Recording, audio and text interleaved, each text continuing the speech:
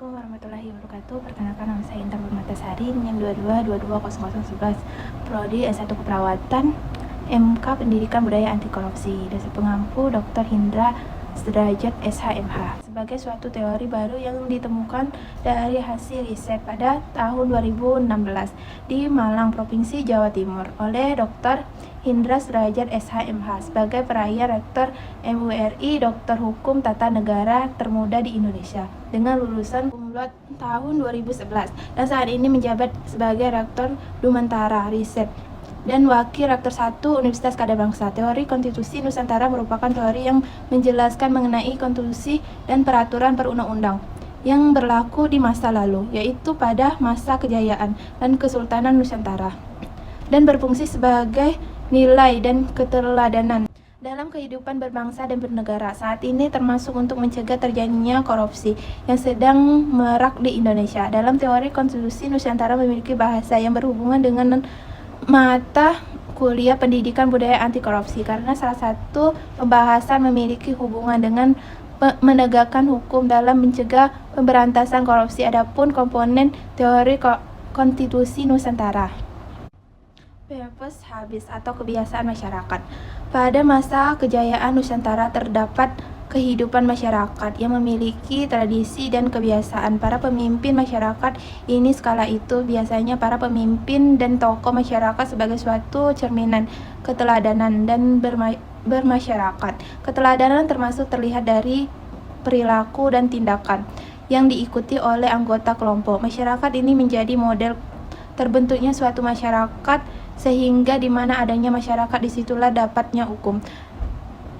Ada juga constitution atau konstitusi negara. Teori konstitusi Nusantara menjelaskan poin penting dari suatu konstitusi, adanya materi, muatan konstitusi sehingga konstitusi negara berfungsi untuk menata negara, termasuk untuk membatasi, mengawasi kekuasaan untuk tidak korupsi, mengatur distribusi kekuatan negara agar dapat terjadinya penyalahgunaan wewenang negara. Konstitusi negara terdiri dari konstitusi tertulis dan tidak tertulis, dapat bekerja maksimal untuk mencegah dan memberantas korupsi di Indonesia.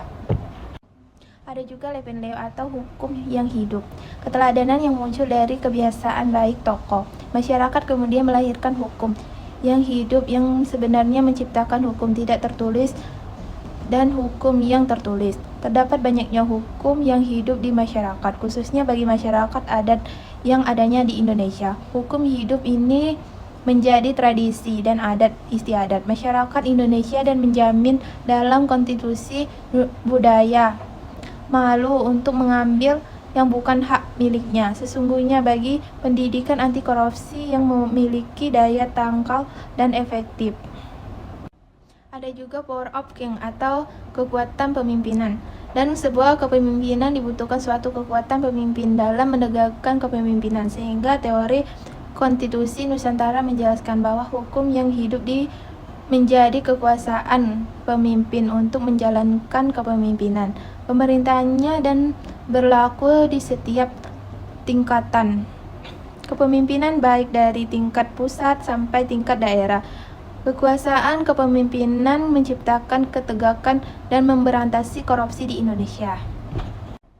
Dan ada juga kingdom struktur atau struktur negara. Kingdom struktur atau struktur negara dalam pembahasan teori konstitusi Nusantara merupakan struktur dan pembagian kekuasaan seperti kekuasaan legislatif, kekuasaan eksekutif, dan kekuasaan yudikatif. Struktur negara ini bekerja untuk memaksimalkan organ-organ negara dalam menjalankan kekuasaan pemerintahan negara. Menurut Dr. Hendra Sudrajat SHMH, negara memiliki suatu kombinasi negara sebagai cabang kekuasaan negara seperti kombinasi pemberantasan korupsi dan berwenang memberantasi korupsi di Indonesia. Dan ada juga konstitusi legality atau legalitas konstitusi. Suatu konstitusi Nusantara menjelaskan bahwa konstitusi legality atau legalitas dalam kajian teori konstitusi Nusantara dapat peraturan perundang-undang yang berhubungan dengan pemberantasan korupsi, yaitu Undang-Undang Republik Indonesia tentang Pengadilan Tidak Pidana Korupsi dan Undang-Undang Republik Indonesia yang mengatur tentang kombinasi pemberantasan korupsi. Di depan menurut Dr. Hindra Sudrajat SH MH dalam aspek stunting regulation atau regulasi negara diperlakukan pengaturan daerah tentang pencegahan dan pemberantasan korupsi yang berlaku di masing-masing wilayah, provinsi dan kabupaten atau kota di Indonesia. Dan ada juga folio transformation atau transformasi nilai.